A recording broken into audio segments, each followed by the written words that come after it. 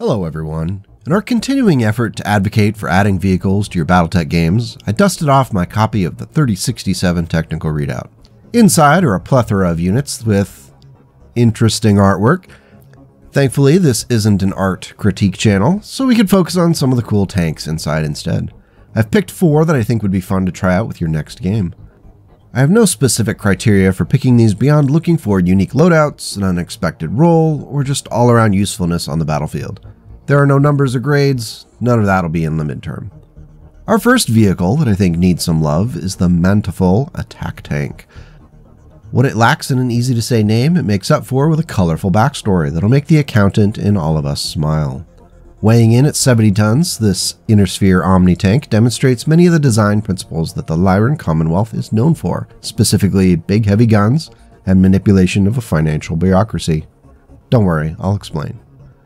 For those of you who might be new to the game, OmniTech references a piece of technology that is built in such a way that it makes it easy, or at least easier, to swap out equipment and weaponry. An OmniMech can have a series of frequently seen configurations based upon needs of a mission or campaign, or be something entirely unique based upon the pilot, mech warrior, or commander's preferences. They tend to be more expensive to produce than a standard mech or tank. In the case of the Mantovole, it was created by StarCorps Industries with the Lyran Commonwealth as a primary customer. At that time, the Lyrans were actively seeking bids for Omni vehicle designs while rejecting every proposal for an OmniMech. While this wasn't a tactical decision or one made to fit with shifting battlefield doctrines, it was a purely fiscal decision, as the funding for OmniMechs was non-existent at the time, but the funds for vehicles were plentiful. Going where the money is, StarCorps Industries wasted little time coming up with a design for a new tank, even though they had only ever produced battlemechs in the past. Thankfully, there's a modest amount of production crossover. When the company's prototype was submitted for consideration, it won handily against several other Omni-tank designs who were vying for the contract. In fact, it won so easily that there was some suspicion and rumors that StarCorps had put their finger on the scale by employing bribery. No official charges were presented, and the tank went into full production. The Mantovole is built around a 350XL engine, which helps propel the 70-ton tank up to 86 kph, which is more than respectable for a tank of its weight. The 11.5 tons of armor provide it with enough protection for a stand-up fight, which will be punishing for any opponent as the tank brings its series of heavy-hitting weapons to bear. The primary configuration includes a rotary AC-5 with 60 ammo, 3 ER medium lasers, 5 extra heat sinks, and bringing the total up to 15. It also has a Guardian ECM and a C3S unit. While this configuration has a lot to offer with its electronics packages, it struggles with ammo consumption in prolonged fights. Of the 3 configuration suggestions, this is probably the most well-rounded. In the alternate configuration A, the main gun is an Ultra AC-20 with 5 tons of ammunition. 25 shots over the course of a fight is substantial, and you won't have to hit very many times for it to have a significant impact on the battle. The AC is backed up with 2 standard medium lasers and an ER small laser, so it's not going to be a super easy target at medium and close ranges. The key for this configuration could be staying out of sight until you bring that AC-20 into play. The A config also has a C3S unit, but lacks that ECM suite. The alternate configuration B variant is built around a heavy Gauss rifle with 4 tons of ammo. That's 16 shots, so you're going to want to make them count. While the B version does have 3 ER small lasers to back up the heavy Gauss, it's not going to dissuade most enemies from closing in for that kill. Due to the limited ammo and the lack of substantial secondary fire, I would only be running the B with significant support from other vehicles, mechs, and infantry. The heavy Gauss is a beast, of course, and it will cause a lot of damage, but you do have to keep it alive. It's not a weapon system your opponent is going to want to ignore. There is an Alt Config D model which was introduced in 3075, which redesigned the chassis to add an 8-ton infantry compartment. The tank is equipped with 2 light particle projection cannons, an LRM-10, and an anti-missile system. This radical departure from the other configurations has not seen widespread use. Of the possible variants, the most frequently seen on the battlefields of the Inner Sphere is the A config. The Ultra AC-20 is just too tempting to pass up for many commanders. The Mantovole is still a somewhat infrequently seen tank, as it's only been delivered to select units within the Lyran and the Davian military. It's a solid design, and I could see it becoming a mainstay in Inner Sphere units in the long run, especially if you paired it with some old school Manticores. Weighing in at 90 tons, our second inner sphere vehicle I'd like to highlight is the Ajax assault tank.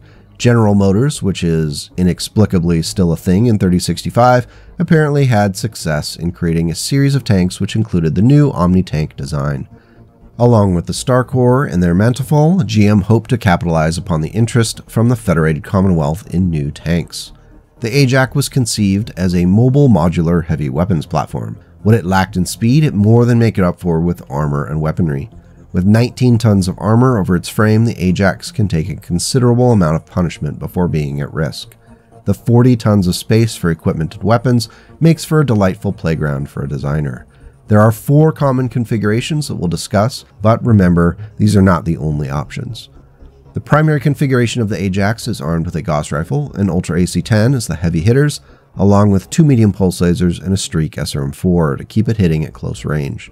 Both the UAC-10 and the Gauss rifle will have enough ammo to get through a reasonable engagement, and the inclusion of the C3S unit will make those shots count when paired with another unit that has a primary C3 master computer. The Ajax, like many other vehicles, is going to shine when working in conjunction with other vehicles. That's why we're seeing these units repeatedly equipped with those C3 units. The A alternate configuration is built around a trio of rotary AC-5s, which could conceivably pump out an incredible amount of damage provided they don't jam up on you.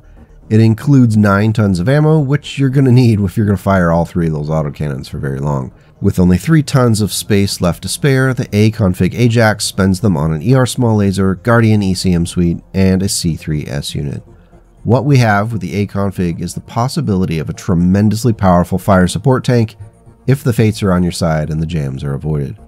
The B alternate configuration is the Queen Bee of the standard possibilities. Instead of a C3S unit, the B config is the holder of that C3 master computer, which will boost the others around it. The weaponry is still solid, but reminiscent of days past, with a standard particle projection cannon and 3 LRM-15s with Artemis fire control systems. While this B config is the most vanilla of the 3 common configurations, I appreciate the consistent level of damage output that would offer. It might be more conservative than the rotary AC-5s or the UAC-10, but the possibility of throwing out 45 LRMs and a PPC shot every turn is going to put some numbers on the board. In 3068, the Alt config C started to be seen among units with the Ajax. It's roughly the B config, only replacing the LRMs with 4 Streak SRM-6s and an MRM-40 launcher. If you are expecting to run into an urban or other close combat environment, that amount of short-range missile fire is terrifying. No matter the configuration, the Ajax is a beast of a vehicle. It can run you just past 2,000 points of battle value. Running them in teams or with other vehicles could create a powerful force, but at a comparatively high price. Similar to the Mantovole, the Ajax was primarily shipped to elite FedCom units, though as time passed they started to show up elsewhere as GM filled additional orders. As much fun as it is to play with the Inner Sphere, our last 2 tanks I want to highlight are both clan designs. There, now that I've lost 75% of my viewership, we can continue. As much as I like to rag on the Hell's Horses for being awful, which they are, they do occasionally create some pretty cool tank designs. I think the Enyo Strike tank is one of them. Weighing in at 55 tons, this middleweight design was built around a 330XL engine, which allows the vehicle to travel up to 97 kph. The goal was to create a fast tank that could act as mobile cavalry, but didn't have to sacrifice much in the way of armor and weaponry thanks to the extra light engine. The result was a jack-of-all-trades tank that could keep up with the faster mechs, survive a fair amount of damage with its 7.5 tons of armor, and still be able to cause damage to a target. The primary weapon on the Enyo's turret is a large pulse laser backed up with a Streak SRM-6. In the body, 2 more Streak SRM-6s along with 2 machine guns make for a dangerous close-range fighter. The Enyo was just entering trials within Hell's Horses units when Con Malavi Fletcher decided they would go to war with the Ghost Bears. That war went so well for the horses that they were ejected from their territory in the Inner Sphere.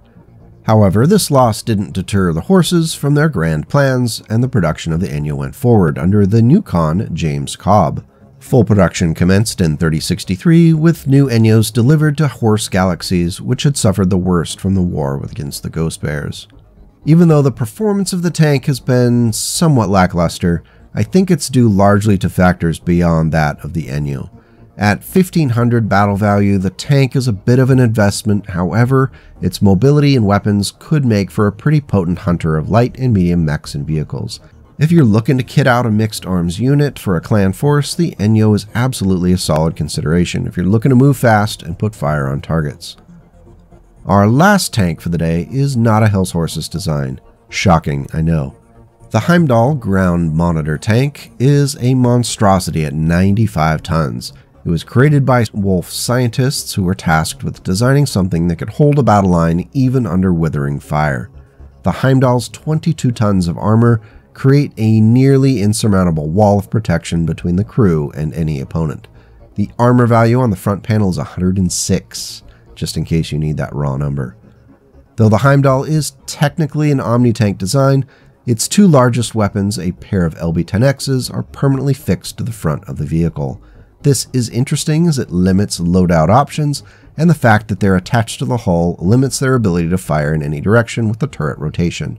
There's some debate over why this decision was made, either due to manufacturing limitations or a claim that the tank wasn't originally supposed to be an Omni design. This is a bit of a mixed bag as the LB-10Xs aren't bad weapons, it's just that they could have been in a better location and within the framework of the Omnipod system.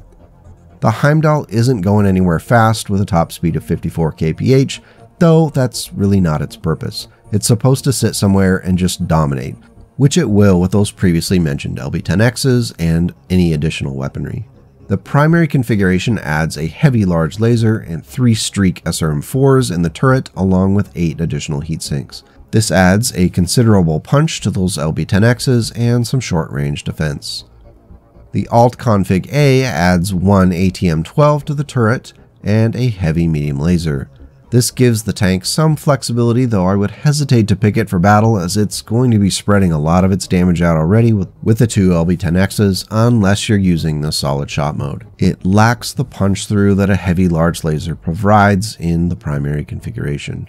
Almost all the Heimdalls produced ended up in the hands of Clan Wolf in Exile, though some were captured by the Jade Falcons on Militia in the 3064. The primary reason why I highlight it today is the sandbox that the 21 tons of pod space provides for someone who wants to turn the Heimdall into a massive brawler. Large and medium pulse lasers would be incredible for punching through armor, followed up by those LB-10X shots using cluster ammo. Taking down the Heimdall would be no easy feat, and being hammered the whole time you're attempting to do it would make for an interesting fight. While these aren't the only interesting tanks from this TRO, I think they're a good mix of the kind of weaponry you're going to find in tracked vehicles from this time period. If you think there's a 3067 tank more deserving of attention than the 4 I picked, let me know and make your case. Have you used any that we've talked about today? If they've worked out or were terrible, I'd like to know. If you think this video was worthy, hitting those like and subscribe buttons would be great as I look forward to seeing you again. Now take care and go make the world a slightly better place today and tomorrow.